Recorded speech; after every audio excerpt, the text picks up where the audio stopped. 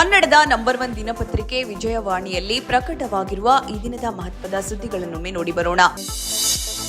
ಅವಧಿಗೂ ಮೊದಲೇ ಆರಂಭವಾದ ಬಿರು ಬೇಸಿಗೆಗೆ ಜನತೆ ತತ್ತರಿಸಿರುವ ನಡುವೆಯೇ ಈ ವರ್ಷ ಭಾರತಕ್ಕೆ ಭೀಕರ ಬರಗಾಲ ತಟ್ಟುವ ಆತಂಕ ಎದುರಾಗಿದೆ. ಉಷ್ಣಾಂಶ ಹೆಚ್ಚಿಸಬಲ್ಲ ಹಾಗೂ ಮುಂಗಾರು ಮಾರುತಗಳಿಗೆ ಅಡ್ಡಿಪಡಿಸಬಲ್ಲ ಸೂಪರ್ ಎಲ್ ನಿನೋ ಪೆಸಿಫಿಕ್ ಮಹಾಸಾಗರದಲ್ಲಿ ಪ್ರಬಲಗೊಳ್ಳುತ್ತಿರುವುದು ಈ ಭೀತಿಗೆ ಕಾರಣ. ಈ ಸುದ್ದಿಗೆ ಮುಖಪುಟ ನೋಡಿ. ಕೊಲ್ಲಿಯಲ್ಲಿ ಶಾಂತಿ ಮರುಸ್ಥಾಪಿಸುವ ಉದ್ದೇಶದಿಂದ ಅಮೆರಿಕ ಹಾಗೂ ಇರಾನ್ ನಡುವೆ ಪಾಕಿಸ್ತಾನದಲ್ಲಿ ಆಯೋಜನೆಗೊಂಡಿದ್ದ 2ನೇ ಹಂತದ ಶಾಂತಿ ಮಾತುಕತೆ ಮುರಿದುಬಿದ್ದ ಬೆನ್ನಲ್ಲೇ ಇರಾನ್ 3 ಹೊಸ ಷರತ್ತುಗಳನ್ನು ಅಮೆರಿಕ ಅಧ್ಯಕ್ಷ ಡೊನಾಲ್ಡ್ ಟ್ರಂಪ್ ಎದುರಿಗಿಟ್ಟಿದೆ. ಈ ಸುದ್ದಿಗೆ ಇಂದಿನ ಸಂಚಿಕೆ ಓದಿ.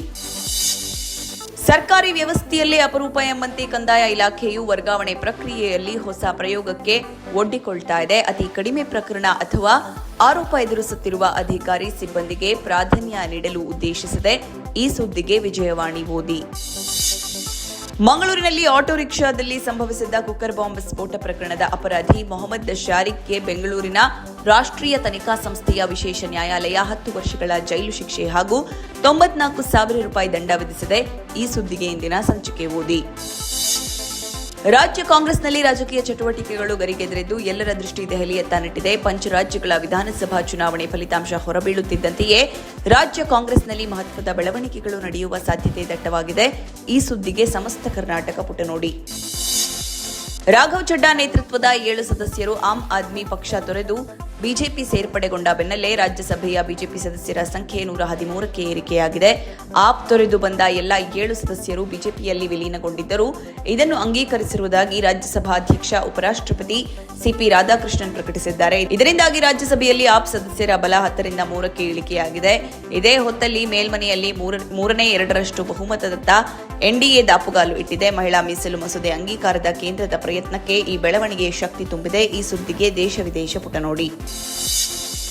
ರಾಜಧಾನಿಯ ಚಿನ್ನಸ್ವಾಮಿ ಕ್ರೀಡಾಂಗಣದಲ್ಲಿ ಈ ಬಾರಿಯ ಐಪಿಎಲ್ ಫೈನಲ್ ಪಂದ್ಯ ನಡೆಯುವ ಸಾಧ್ಯತೆ ಕ್ಷೀಣಿಸಿದೆ. ಕಳೆದ ವರ್ಷದ ಕಾಲ್ತುಳಿತ ದುರಂತದ ನಂತರ ಐಪಿಎಲ್ ಹಾಗೂ ಅಂತಾರಾಷ್ಟ್ರೀಯ ಪಂದ್ಯಗಳ ಆತಿಥ್ಯದ ಅನಿಶ್ಚಿತತೆಯಲ್ಲಿದ್ದ ಕರ್ನಾಟಕ ರಾಜ್ಯ ಕ್ರಿಕೆಟ್ ಸಂಸ್ಥೆ ಕೆಎಸ್ಸಿಎಯು ಪ್ರತಿಷ್ಠಿತ ಚಿನ್ನಸ್ವಾಮಿ ಕ್ರೀಡಾಂಗಣದಲ್ಲಿ ಹಾಲಿ ಚಾಂಪಿಯನ್ ಆರ್ಸಿಬಿ ತಂಡದ ಐಪಿಎಲ್ 19ರ 5 ಲೀಗ್ ಪಂದ್ಯಗಳನ್ನು ಯಶಸ್ವಿಯಾಗಿ ಆಯೋಜಿಸಿದೆ.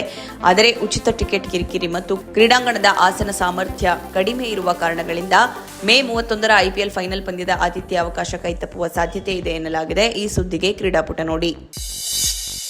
ಆಯಾ ದೇಶದ ಅಧ್ಯಕ್ಷರು ಅಥವಾ ರಾಷ್ಟ್ರಪತಿ ಸಾಂವಿಧಾನಿಕ ಹುದ್ದೆಯ ಗೌರವ ಶಿಷ್ಟಾಚಾರವೇನೋ ಹೊಂದಿರುತ್ತಾರೆ. ಆದರೆ ಇಂಥ ಆಯಕಟ್ಟಿನ ಹುದ್ದೆಯನ್ನು ನಿರ್ವಹಿಸುವುದು ತುಂಬಾ ಸವಾಲಿನ ಕೆಲಸ. ಅದರಲ್ಲೂ ಜಗತ್ತಿನ ಅಭಿವೃದ್ಧಿ ಹೊಂದಿರುವ ರಾಷ್ಟ್ರಗಳ ಅಧ್ಯಕ್ಷರ ಮೇಲೆ ಎಲ್ಲರ ಗಮನವೂ ಇರುತ್ತದೆ. ಬೆದರಿಕೆಗಳು ಸದಾ ಕಾಡುತ್ತಿರುತ್ತವೆ. ಹೀಗಾಗಿಯೇ ಇವರಿಗೆ ನೀಡುವ ಭದ್ರತೆ ಕೂಡ ಅಸಾಧಾರಣ ವ್ಯವಸ್ಥೆಯನ್ನ ಹೊಂದಿರುತ್ತೆ. ಬಲವಾದ ಭದ್ರತಾ ವ್ಯವಸ್ಥೆ ಹೊಂದಿದ್ದರೂ ಅಮೆರಿಕ ಅಧ್ಯಕ್ಷ ಡೊನಾಲ್ಡ್ ಟ್ರಂಪ್ ಹತ್ಯೆಯನ್ನ ನಡೆದಿರುವುದು ಜಾಗತಿಕವಾಗಿ ಕಳವಳ ಮೂಡಿಸಿದೆ. ಭದ್ರತೆ ಎಂಬುದು ಅತ್ಯಾಧುನಿಕ ತಂತ್ರಜ್ಞಾನ, ನುರಿತ ಸಿಬ್ಬಂದಿ, ಸೂಕ್ತ ಕಾರ್ಯಯೋಜನೆ ಸಂಗಮ. ಈ ವ್ಯವಸ್ಥೆ ಹೇಗೆಲ್ಲ ಕಾರ್ಯನಿರ್ವಹಿಸುತ್ತಿದೆ ಎಂಬುದರ ವಿವರ ಚಿಂತನ ಪುಟದಲ್ಲಿದೆ. ಭಾರತೀಯರ ಚಿನ್ನದ ಖರೀದಿ ಮಾದರಿಯಲ್ಲಿ ಅಭೂತಪೂರ್ವ ಬದಲಾವಣೆ ಕಂಡುಬಂದಿದ್ದು 2025ರಲ್ಲಿ ಹೂಡಿಕೆ ಉದ್ದೇಶದ ಖರೀದಿ ಪ್ರಮಾಣ 40%ಕ್ಕೆ ಏರಿಕೆ. ಇದು ಕಳೆದ 1 ದಶಕದಲ್ಲಿ ಅತ್ಯಧಿಕ ಎಂದು ಕೇರ್ ಎಡ್ಜ್ ಸಂಸ್ಥೆಯ ವರದಿ ತಿಳಿಸಿದೆ. ವಿಶೇಷ ಅಂದರೆ ಚಿನ್ನದ ಐಟಿಎಫ್ಗಳಲ್ಲಿ ಒಂದೇ ವರ್ಷದಲ್ಲಿ 37.5 ಟನ್ ಹೂಡಿಕೆಯಾಗಿದ್ದು ಇದು ಕಳೆದ 10 ವರ್ಷಗಳ ಒಟ್ಟು ಹೂಡಿಕೆಗಿಂತಲೂ ಹೆಚ್ಚಾಗಿದೆ. ಈ ಸುದ್ದಿಗೆ ಮನಿ ಮಾತು ನೋಡಿ. ಇತ್ತೀಚಿನ ವರ್ಷಗಳಲ್ಲಿ ಡ್ರಗ್ಸ್ ಪ್ರಕರಣಗಳು ಬಾಲಿವುಡ್, ಟಾಲಿವುಡ್, ಮಾಲಿವುಡ್ ಮಾತ್ರವಲ್ಲ ಸ್ಯಾಂಡಲ್ವುಡ್ನಲ್ಲೂ ಸದ್ದು ಮಾಡಿತ್ತು. 2022ರಲ್ಲಿ ಮುಂಬೈ ಕ್ರೈಮ್ ಬ್ರಾಂಚ್ ಪೊಲೀಸರು ಮೊಹಮ್ಮದ್ ಸಲೀಂ ಸುಹೈಲ್ ಶೇಖ್ ಎಂಬ ಡ್ರಗ್ ಪೆಡ್ಲರ್ ಬಂಧಿಸಿ 1.19 ಲಕ್ಷ ಮೌಲ್ಯದ ಮಾದಕ ವಸ್ತುಗಳನ್ನು ವಶಪಡಿಸಿಕೊಂಡಿದ್ರು.